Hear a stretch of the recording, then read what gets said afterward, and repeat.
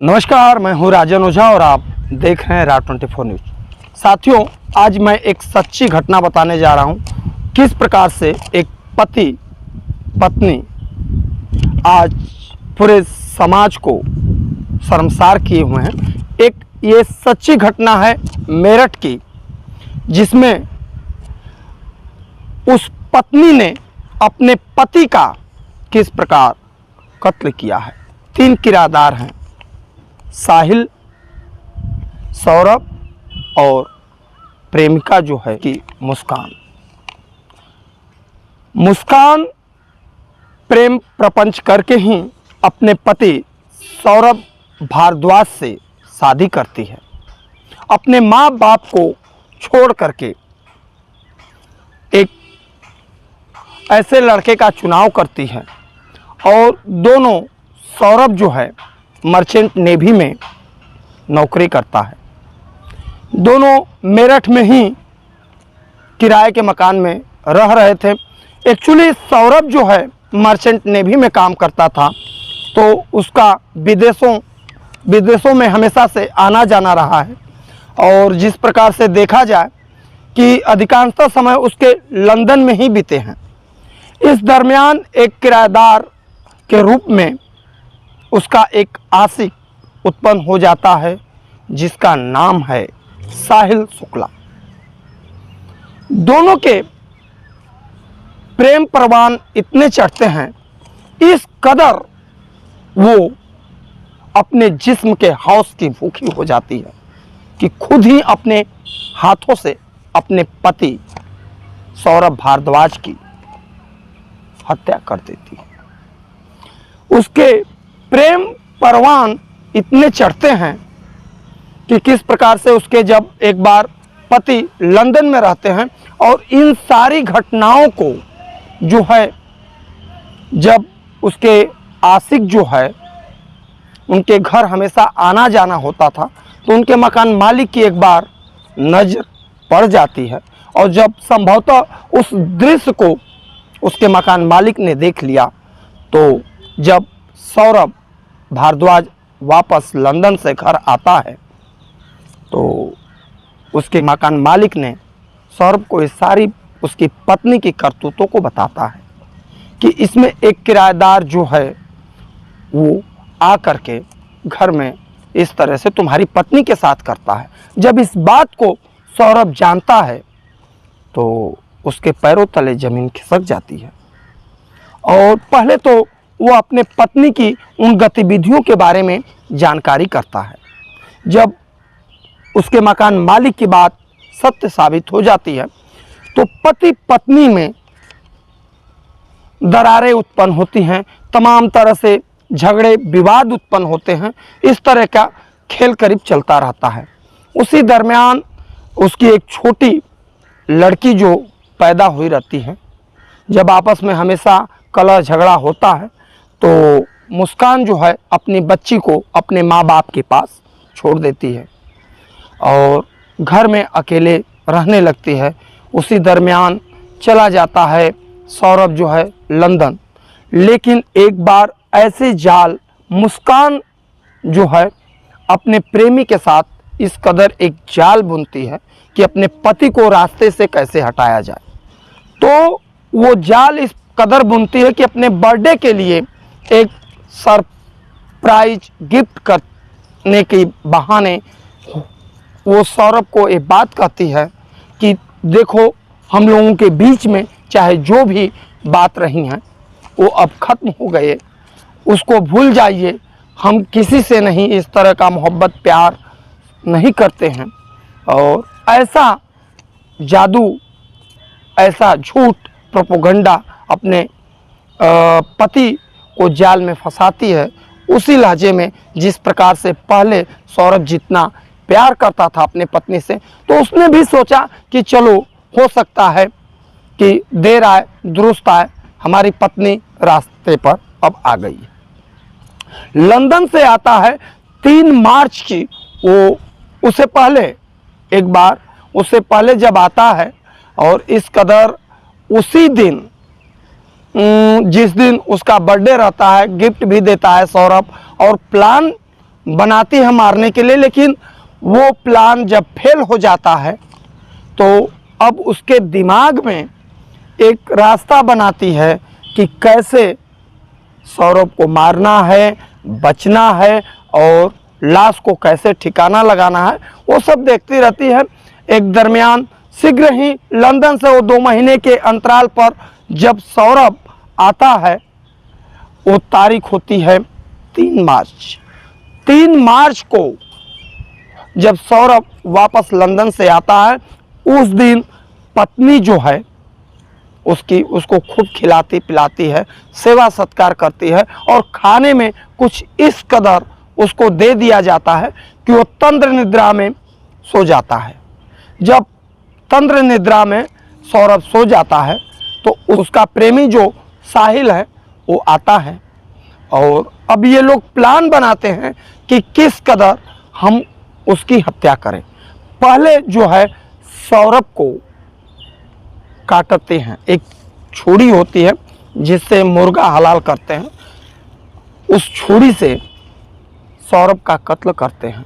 कई टुकड़ों में जब कत्ल कर लेते हैं तो लाश ठिकाने लगाने के लिए उन लोग तरकीब सोचते हैं। वो तरकीब सूझने के बाद एक आइडिया उनके दिमाग में आता है। मार्केट में जाते हैं, पहले उस लाश को एक थैली में बांध कर रखते हैं और मार्केट से एक ड्रम लाते हैं और ड्रम ला करके उसमें सौरभ की कटी हुई कई पार्टों में जो उसकी बॉडी होती है उसको रखने के बाद उसमें सीमेंट डाल करके उसको जमा देते हैं। सीमेंट इसलिए डाल दिए कि उसके जो हैं बदबू न उत्पन्न हो सके। अब उसकी 3 मार्च को जब इस तरह से करने के बाद 4 मार्च को मुस्कान जो है अपने पति का 80,000 रुपये ले करके अपने प्रेमी साहिल के साथ एक कैब करती है और कैब से हिमाचल के खूबसूरत वादियों के लिए निकल जाती है। हिमाचल के जैसे इस प्रकार से देख सकते हैं कि जो हमने नाट्य रूपांतरण करके आपको बताया है कि किस प्रकार वो हिमाचल के खूबसूरत वादियों में जाती है और वहाँ पर शिमला, कुल्लू मनाली और भी कुछ अन्यत्र जगह रहते हैं, वहाँ पर घूमती है। इस तरह से करीब 14 दिन गुजर जाते हैं और जब उसके 80,000 रुपये ख़त्म हो जाते हैं तो वो एक बार अपने पिता को फ़ोन करती है और फ़ोन करके कुछ पैसे की डिमांड करती है। पिता कहते हैं कि तुम्हारा पति जब तुम्हारे साथ है तो तुम्हें पैसे की क्या ज़रूरत। मुस्कान इस बात को सुन करके सन्न रह जाती है। उसे कुछ भी नहीं सूझता है कि मैं किससे पैसा मांगूं, अब पैसा ख़त्म भी हो चुका है। तब वो आ करके अपने घर दोनों आ जाते हैं मेरठ। मेरठ में आ करके मुस्कान जो है अपने घर पर आती है और साहिल जो उसका आशिक है वो अपने घर चला जाता है। ये बात जब अपने घर में आती है मुस्कान तो जो है उसके सर पर जो रहता है एक्चुअली 14 दिनों तक वो अपने आशिक के साथ इस कदर बसीभूत थी कि उसको कुछ तो मालूम नहीं था। भूल चुकी थी कि हमारा पति अब इस दुनिया में नहीं है और वो तो अपने पति का खैर काम तमाम भी कर चुकी थी। तो 14 दिनों तक वो हिमाचल के वादियों में रंगरेलियाँ मनाती रही, लेकिन जब वो अपने घर आती है तो फिर वहीं ड्रम जो है और ड्रम को देखती है और इस कदर देखती रहती है कि उसका नींद जो है हराम हो जाता है। सोने का प्रयास करती है तो उस ड्रम से जो है उसके पति सौरभ का भूत उसके सर पर इस कदर सवार हो जाता है। अब वो कुछ सूझ भी नहीं पाती है, मैं करूं तो क्या करूं। भाग करके अपने घर जाती है। घर जाने के बाद उसकी माँ पूछती है कि सौरभ कहाँ है, तो उसका जवाब होता है कि सौरभ इस दुनिया में नहीं, सौरभ को हमने मार दिया। मानो जब उसकी माँ और बाप ने अपने बेटी के मुंह से ये बात सुनते हैं तो उनके पैरों तले जमीन खिसक जाती है। किस प्रकार से एक पत्नी अपने पति की हत्या कर सकती है, सोचिए। अपने माँ बाप को वही मुस्कान छोड़ करके एक पति के साथ लव मैरिज शादी किया था। अब उसके माँ बाप के ये दुखों के पहाड़ सुन करके ये सोच रहे हैं कि हमारी पुत्री हो ही नहीं सकती है, जब हमको छोड़ करके चली गई, अपने पति को जब मार दी, तो इससे बड़ा डायन कोई हो ही नहीं सकता है। तुरंत उसके माँ बाप ने पुलिस को सूचना देते हैं। पुलिस जब आती है और उस मेरठ में जिस घर में, जिस जगह पर उसको सौरभ का लाश को ठिकाने लगाया जाता है, वहाँ पर घर में चारों तरफ पुलिस देखती है, कहीं पर कुछ नहीं दिखाई देता है।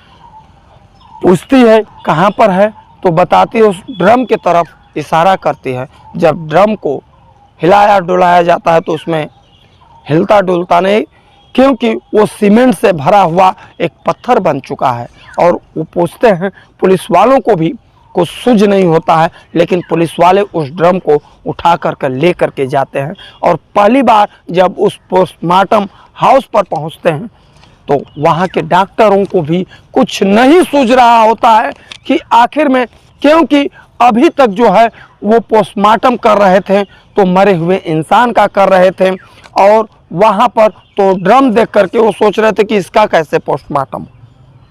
जब पुलिस बताती है तो सारा माजरा समझने के बाद उस ड्रम को फाड़ने का प्रयास किया जाता है, काटने का प्रयास किया जाता है। कड़ी मशक्कत के बाद जब उसको निकाला जाता है तो कई टुकड़ों में अब वो तो सीमेंट का पत्थर बन चुका था सौरभ।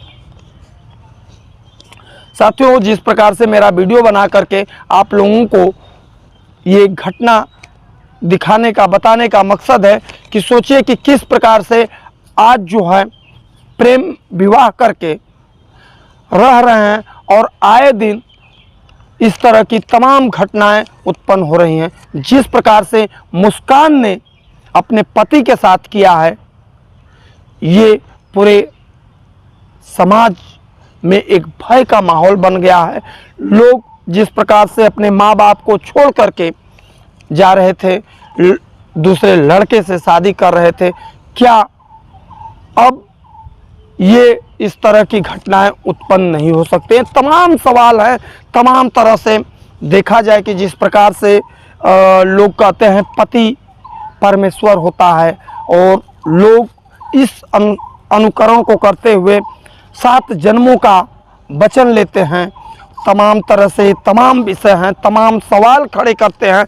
जिस प्रकार से मुस्कान ने और साहिल ने मिल करके कत्ल किया है सौरभ का। अब सौरभ तो इस दुनिया में नहीं है, लेकिन जिस प्रकार से आज मुस्कान के माँ बाप ने अपने लड़की को डायन कह करके कहा है कि इसको सज़ा फांसी दिया जाए। हमारा वीडियो बनाने का मकसद यही है कि जिस प्रकार से इस तरह के जघन्य घटनाएं हो रहे हैं, तमाम तरह के युवा जो हैं सतर्क रहें। जो भी हैं, इस दुनिया में अपने माँ बाप से बड़ा कोई नहीं है। अपने माँ बाप को देखिए, चाहे युवा हो, चाहे लड़के लड़कियां जो भी हैं, अपने माँ बाप से आज जिस प्रकार से लव मैरिज की अधिकांशतः शादियां यही दरार उत्पन्न करती हैं। तो साथियों, आज इतना ही। तब तक के लिए आपका राजा बहुत बहुत धन्यवाद। शुभकामना।